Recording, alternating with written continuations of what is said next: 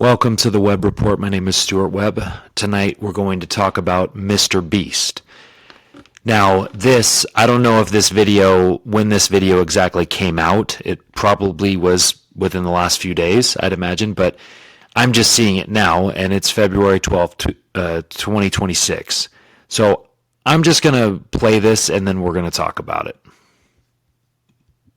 Guys, the most futuristic technology on the planet. But next, we're going with the $10,000 technology, Neuralink, which is a computer chip surgically implanted into the brain, enabling people like Nolan here to reconnect to the world. So you were paralyzed from the neck down. Yeah, and for about 8 years, I was trying to find some purpose in my life. And then you got Neuralink, and what has that changed? Anything anyone can do on a computer, I can do. And he literally does it by using only his brain. You are currently moving that with your thoughts. Yeah, man. I want to see you send a text with your brain. Okay. His hands are paralyzed, but we're going to film them so you can see they're not moving. And using the neurons firing in Nolan's brain, Neuralink can translate those signals into movements. He just typed hi with his mind. Is this not crazy to anyone else? But that's not all he can do. So you just think left, and you're about to turn left. Left, right, don't die. No! There we go. He absolutely crushed us playing with only his mind. I never thought would allow me to do anything like this. And future technology can not only help the mind, but also the body. I would say the biggest question.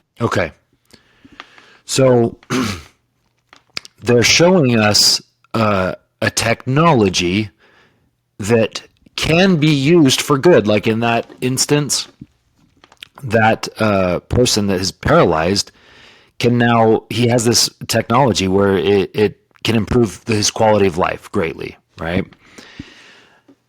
The problem is that you got a computer chip in your brain, and I don't know about you, but I don't want my body to be able to be hacked. So this is normalizing technology that is being rolled out. We have chips in our credit cards. They have their Apple Watches that you can just pay. You just put your wrist and it pays, or your wallet or your phone. It just pays. They're getting us used. They're conditioning us. They're getting us used to this way of doing business and technology, right? The problem with it is that it's going to be used for very evil things. It's going to be used to take our free will. Okay. I'm not saying that that's going to happen in every case, necessarily, but I'm saying that's the whole purpose of it. It's to get people to put these chips in their bodies and use it to destroy their agency, to get rid of their free will, and to make them slaves.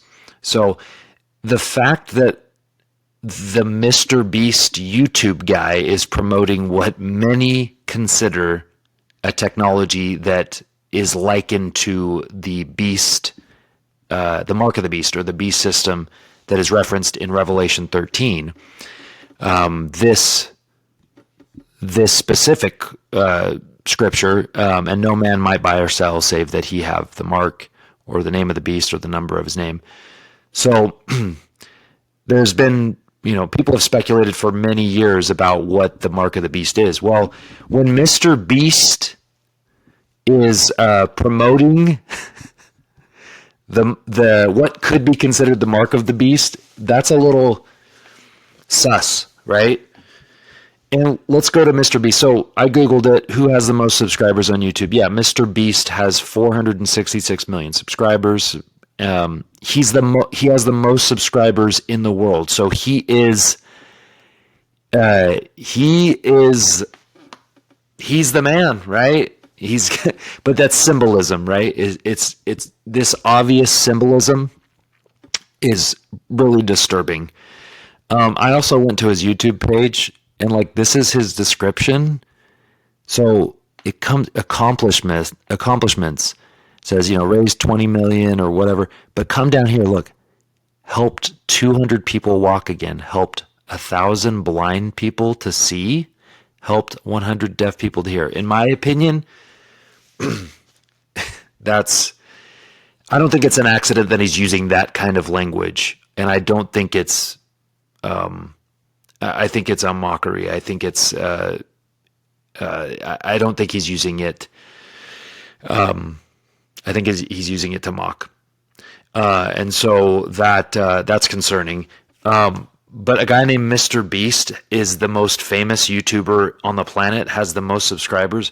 That's weird. And then he's promoting a technology that where we put where our free will can be taken. I mean, and so again, 20 years ago, 10 years ago, you would be called a crazy person if you said, "Hey, we need to be like cautious of this kind of thing." And I think 2020 woke a lot of people up. I mean, we're now 6 years past that, but like COVID was the test. That was one of the tests. I know there's a ton more coming, but COVID was like the test for people, what people are willing to take, what people are willing to be forced into, or what they're willing to submit to. If you want to take a vaccine and it's by your own free will and choice, go for it. It's totally within your natural right to do that. When someone says you have to, they put a gun to your head or they threaten you that you and your family can't eat food because if you don't take it, that's where we have a big, big problem. And so any type of technology like this that governments try to use to deny us our natural rights and destroy our free will and agency, that's a big problem. I'm gonna play this clip and ignore the Tate brothers. I mean, guys, they do bring up some good points and they say some true things, but I mean, I don't trust them at all either. But let's just watch the continuation of this video. And this is done by a YouTuber called Jason A. He, for the most part, he puts out he compiles videos that are valuable, I would say. I don't necessarily like his titles. They're a little bit like alarmist. I mean, we should be concerned about this stuff, but like a lot of it's clickbait. Like the Antichrist was just revealed, and like that's half of his videos. Like that's the title, and I'm like, okay, I appreciate the information and the compilation. We do need to be concerned about this, but like anyway, I could do without the clickbait stuff.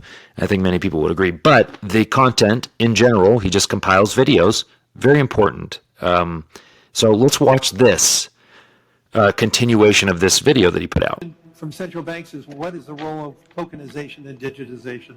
How quickly should they think about digitizing their own currency? What does that mean for the role of the dollar? If every currency digitizes and we have what does that mean for bank payments? We're not spending enough time talking about how quickly we're going to tokenize every financial asset and the opportunity we're going to have a digital wallet and moving ETFs and other things through a digital wallet. And I think that's going to happen worldwide very rapidly. And I think most countries are ill-prepared for that. CBDCs are what they're going to do. They're going to introduce CBDCs. Central bank digital currencies, for those who don't know what that means. And then they can control all the money. So they can stop you being able to spend money in certain areas, which restrict you geographically, or spend money on certain things. They're going to introduce CBDCs. Now, for you at home who doesn't know what a CBDC is, it's very simple. It's a centralized digital banking currency. Centralized bank digital currency, and what it's going to do is going to allow them to have absolute control of the money, so they can control it with a time limit. 1, forcing you to spend it or not allowing you to spend it. 2, they can control it geographically. And 3, they can control what you can and can't buy. No meat, no gas. Yeah, you can't buy meat, you can't buy gas. Oh, you can't travel to this area. Well, you can't buy a train ticket to this area because there's a protest over there. We don't like the protest. They're going to control you. They're going to get you by the bank strings, and they're going to strangle you. I would say the biggest question from There's a movie called Time with Justin Timberlake, and that's a good representation of what they're talking about, where you basically can't travel unless you earn like digital time. Like you earn. It's been a long time since I've seen the movie, but it's a very interesting movie. And I think it represents a version of what they want to implement with like digital currency. The problem is that what they want to introduce, well, I would say the problem is it's completely wicked and it violates our natural rights. But like we need to have real money again, which means something with real value. This crypto thing, this digital thing, the only value in crypto was the fact that it was decentralized, and then you centralized it. You allowed the government to centralize it and regulate it. That the whole value of it was that it was decentralized. But when we're talking about money in general, like money has to have, in order for something to be money, it has to be a medium of exchange, a unit of measure, and a store of value. Our money doesn't have a store of value, so it's not money. It's not real money. It's just whatever the government says it is. These digital currencies, they have no value. Like they're not, like, you can't eat them. They have no. They're not money. So we need to get back to sound money, real money. Whether it's precious metals or whatever, it needs to have some sort of practical value. And so. But anyway, I saw this, and I'm on this. This video just came up because of the last video I did, and like, there's just so much, guys, and we really need to get right with God. Get right with God, and be willing to say no. Like, we have to be willing to say no to this kind of stuff. So just like the COVID thing, we have to just say no, not doing it, and we'll be willing to suffer. Like, we have to be willing to sacrifice and suffer. There's going to be repercussions. Yes, I sympathize with everyone that makes decisions to protect their family and do what they feel is right. Totally, you're right to do that. What I don't want is a global government that violates our natural rights and gets rid of our free will, destroys our agency. So, and something like this being implemented, digital currency, the Neuralink thing from the beginning that MrBeast is promoting, MrBeast, very interesting. I have literally hardly done any research on this guy, but like most people know, like, they're familiar with, if you said, hey, do you know who MrBeast is? Like, a lot of people would be like, yeah, it's the YouTube guy, right? But like, personally, I have not done really much research into this guy. But this right here is very creepy, very disturbing. And again, technology, if it is used correctly by our own free will, then a lot of it can be helpful, but it has to be utilized it has to be utilized correctly, and it cannot be used to enslave people. So if it's used morally and not used by force and coercion, that's what it comes down to. Coercion. If you're going to force someone to do something they don't want to do, and you're going to violate their natural rights, that's a big problem, and we have to say no to that. If violations of natural rights are happening, like how that, we need to be against it. Okay, that God is a God of liberty. Okay, and we need to support the God of liberty. Okay, obedience to what is it? Like, defying tyrants is obedience to God, something like that.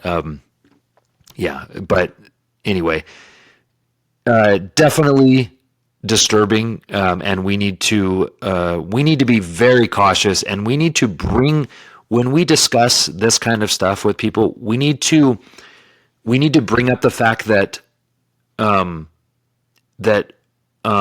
natural rights, we cannot trade our natural rights for convenience and technology. Simple as that. And we need to maintain and that includes our religious freedom. That is a natural right. Okay? First Amendment, very obvious. And religious freedom means we're not going to put a microchip in our head or in our in our wrist or whatever. Sorry, we're just not going to do it. This is where, like, the Amish people, I mean, man, maybe we need to get on the Amish kick. So, all right. Have a good night. God bless. See ya.